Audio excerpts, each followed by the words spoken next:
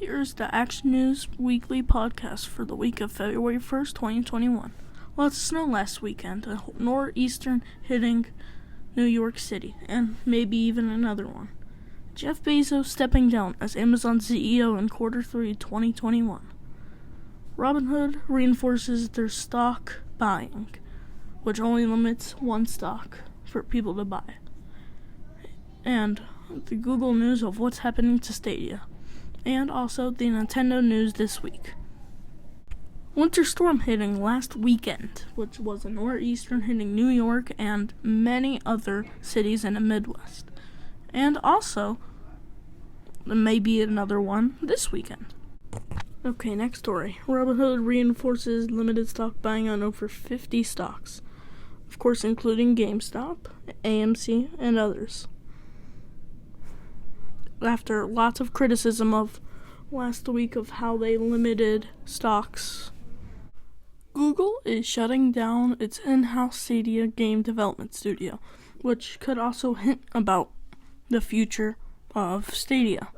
If you remember, that was one of Stadia's highlighting features that now they're a game company. We will be back after this short break. This podcast is sponsored by TRECO Podcast. Upload your podcast to YouTube and your own website. No RSS needed. Visit the link in the description to start today. This podcast is sponsored by Action News. Follow on Twitter, Instagram for daily stories. And we are back. Pete Buttigieg is the first openly LGBTQ member of a president's cabinet.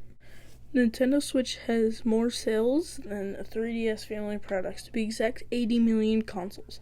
And also Nintendo has confirmed that no Switch Pro is in the works. Some people speculate it may be available next year, even though they are denouncing it. And our topic story. Jeff Bezos steps down as CEO of Amazon. And the current CEO of AWS, Amazon Web Services, will be replacing him in the third quarter of 2021. And wow, now the second richest man in the world wow, speechless though. And okay.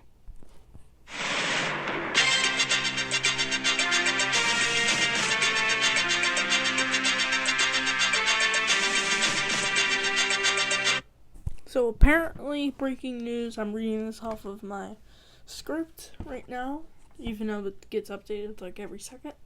But Marjorie Taylor Greene has been stripped off of her assignments in Congress. This is a good thing, of course. Which, this is being recorded on Thursday, February 4th at around 6 p.m.